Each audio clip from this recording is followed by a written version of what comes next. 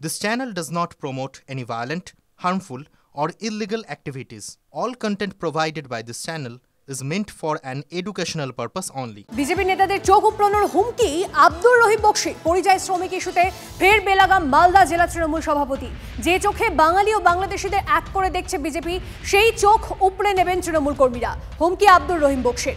সুজাপুরে পরিযায়ী শ্রমিকদের সংবর্ধনা সভায় বেপরোয়া টিএমসি বিধায়ক। এটাই তৃণমূলের ভাষা, পাল্টা আক্রমণ বিজেপির। বিজেপি তোমার চোখে আমরা সবাই বাংলাদেশি, বন্ধ বিজেপি চোখে চোখ দিয়ে বাঙালিদেরকে বাংলাদেশ ভাবছো, চোখ দুটো বের করে নিব তোমাদের।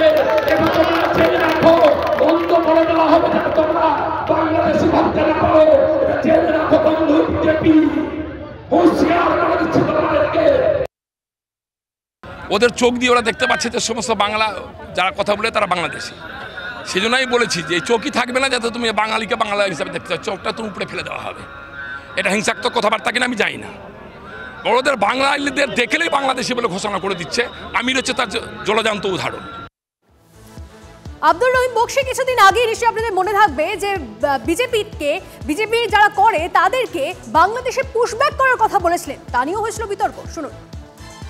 বন্ধু বিজেপি তোমারও চুলের মুঠি ধরে পিটাতে পিটাতে বাংলাদেশে পুশ করে দিব, পরে আমিও ক্ষমা চেয়ে নিব হাত ধরে, বলবো আমার ভুল হয়ে গেছিল, বিজেপিকে লাথি মেরে বাংলাদেশে পাঠানো আমার উচিত হয়নি। এটা বাঙালি আমি প্রথমে বুঝতে পারিনি, এ বিজেপি করছে বলে আমি বুঝেছি, এ বোধহয় বিজেপি করছে বলে এ বোধহয় বাংলার মানুষ নয়, তাই তাকে আমরা বাংলা থেকে বাংলাদেশে পাঠিয়ে দিয়েছি। বিজেপি বন্ধ, স্বপ্ন দেখছো, হুঁশিয়ার থাকো, সাবধান থাকো। যেভাবে জালালপুরের ছেলেটাকে অন্যায় ভাবে বাংলাদেশে পাঠিয়ে মুখে চুন কালি মেখে আবার তাকে ফিরিয়ে নিয়ে এসছো, আমরাও তোমাদেরকে সেইভাবে লাথি মেরে বাংলাদেশে পাঠিয়ে দিব। তারপরে দেখবো তোমার মা কেমন করে কাঁদে, তারপরে দেখবো তোমার বাবা কেমন করে কাঁদে, তারপরে দেখবো তোমার ভাই কেমন করে কাঁদে। আমরা তোমার কান্না দেখতে চাই বন্ধু। আব্দুর রহিম বক্সির এই বক্তব্যের বিতর্কের পর রাজনৈতিক মহলের কি প্রতিক্রিয়া শুনুন। আরে বাবা, খোকা কচু গাছ কাটতে কাটতে একদিন ডাকাত হয়।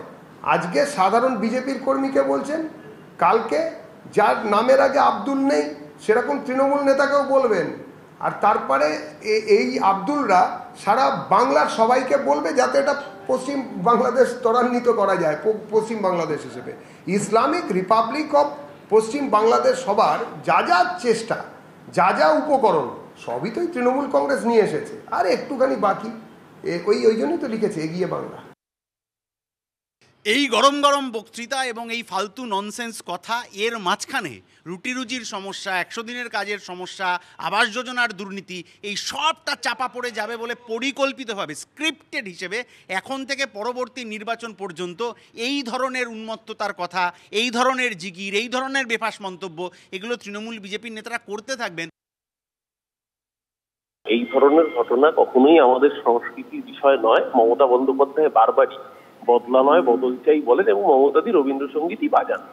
কেউ কোনো গণসঙ্গীত বাজানোর কথা বললেও মমতাদি রবীন্দ্রসঙ্গীতে আস্থা রেখেছেন এবং রবীন্দ্রসঙ্গীতে তৃণমূল কংগ্রেস বাজাবে। আমার মনে হয় ওখানে রহিম বক্সি বিরোধীদের চোখে ছানি পড়েছে, সেই ছানি কাটানোর কথা বলতে চেয়েছেন।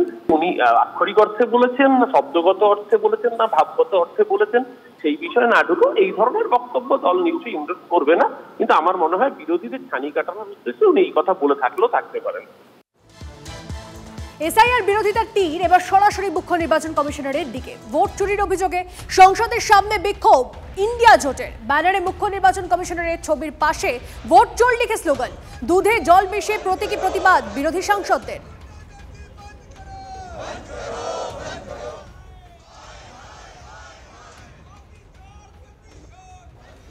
राजनीतिक भाषण दिया ज्ञानेश कुमार ने। हम समझते हैं कि चीफ इलेक्शन कमिश्नर अब अपने पद के योग्य नहीं रहे और उनको इस्तीफा देना चाहिए। हम ये भी कहेंगे कि अगर चुनाव आयोग और मोदी सरकार कह रहे हैं कि सारे के सारे जो 2024 के जो वोटर लिस्ट थे उसमें फर्जी वोटर हैं, उसमें गोस्ट वोटर हैं, वो अच्छे लिस्ट वो लिस्ट ठीक नहीं है, उन पे बहुत सारी गलतियां हैं। तो फिर फ्रेश आम चुनाव बुलाइए, ये स्वीकार कीजिए कि आप खुद एक इलीगल प्राइम मिनिस्टर हैं, आप इलीगल गवर्नमेंट है, खुद इस्तीफा दीजिए और फिर से आम चुनाव बुलाइए। খেজুরের দুই বিজেপি কর্মীর মৃত্যুর ঘটনায় ময়নাতদন্ত নিয়ে ক্ষুব্ধ হাইকোর্ট। ময়নাতদন্তের দ্বিতীয় রিপোর্ট জমা পড়ল কলকাতা হাইকোর্টে। আরো ডিটেইলসে জানবো, কি অবজারভেশন হাইকোর্টে জানবো আমাদের প্রতিনিধি শ্রাবন্তী থেকে। শ্রাবন্তী, এই রিপোর্টে একেবারেই খুশি নয়, সেটা স্পষ্ট জানিয়েছেন বিচারপতি তীর্থঙ্কর ঘোষ। তার বক্তব্য যে মেদিনীপুর মেডিকেল কলেজের রিপোর্টের সঙ্গে এসএসকেএম এর রিপোর্টের পার্থক্য রয়েছে। কেন এরকম হবে? কারণ প্রথমবার ময়নাতদন্তে যা হওয়া উচিত দ্বিতীয়বারও তাই হবে, সুতরাং কোথাও একটা সমস্যা রয়েছে। একই সঙ্গে তার বক্তব্য, অনেক দূরবর্তী জেলার ক্ষেত্রে এরকম দেখা যাচ্ছে, জেলার ফরেনসিক আধিকারিকরা কি অভিজ্ঞ নন নাকি তাদের স্থানীয় ব্যক্তিদের উপরেই নির্ভর করতে রয়েছে, এই ধরনের মন্তব্য করেন এবং তিনি অত্যন্ত বিরক্ত হয়েছেন। তদন্তকারী সংস্থা পরিবর্তন করা হবে এমনটাও তিনি বলেছেন। উচ্চপদস্থ পুলিশ কর্তাদের নিযুক্ত করতে হবে। আগামীকাল ফের এই মামলা রয়েছে, সেখানে শুনানির কথা রয়েছে এবং এই রিপোর্টে যে তিনি সন্তুষ্ট নয় সেটা বারবার স্পষ্ট করেছেন বিচারপতি তীর্থঙ্কর ঘোষ। ধন্যবাদ শ্রাবন্তী।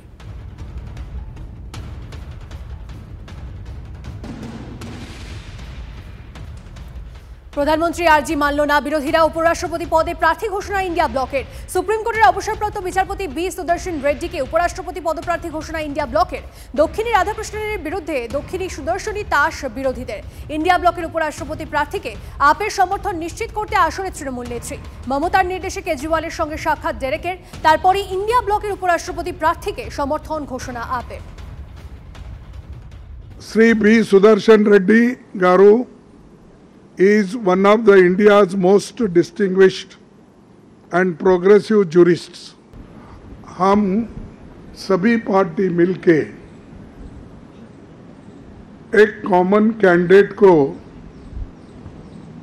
इस वाइस प्रेसिडेंट इलेक्शन में खड़ा करने का निर्णय लिया है और वो निर्णय यूनानिमसली हमने किया है।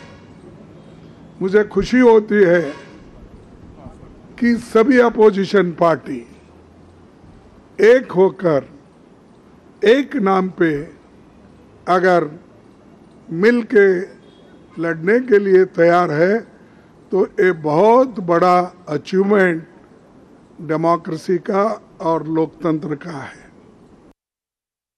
বিরোধী রাজনীতিক যারা আছেন তাদের মধ্যে সর্বভারতীয় স্তরে সেই গণতান্ত্রিক পরিকাঠামো এখনও আছে, সেই ভাবনাটা এখনও আছে যে সবার মত শুনেই ঠিক হয়। এটা তো আর বিজেপির ব্যাপার না যে মোদি অমিত শাহ যা বলে দিলেন কি আরএসএস যা বলে দিলেন ওটাই সবাইকে জো হুজুর বলে মেনে নিতে হবে। ফলে গণতান্ত্রিক পরিসর সবাই আলাপ আলোচনা করেই কোনো একটা ঐক্যমতে পৌঁছাবেন এবং সেটা খুব দ্রুত পৌঁছাবেন। ফের শহরে বেপরোয়া গতিতে বিপত্তি। দক্ষিণ কলকাতার বেহালার জেমস লং সরণিতে দুর্ঘটনা।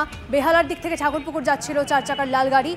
গাড়ির গতি বেশি থাকায় সজোরে ধাক্কা মারে ডিভাইডারে, সঙ্গে সঙ্গে পাল্টে খেয়ে যায় গাড়িটি। ভেতরে আটকে পড়েন চালক। পুলিশ ঘটনাস্থলে এসে চালককে উদ্ধার করে। চালক মদ্যপ অবস্থায় ছিলেন কিনা খতিয়ে দেখছে পুলিশ। হাসপাতালে ভর্তি করা হয়েছে চালককে।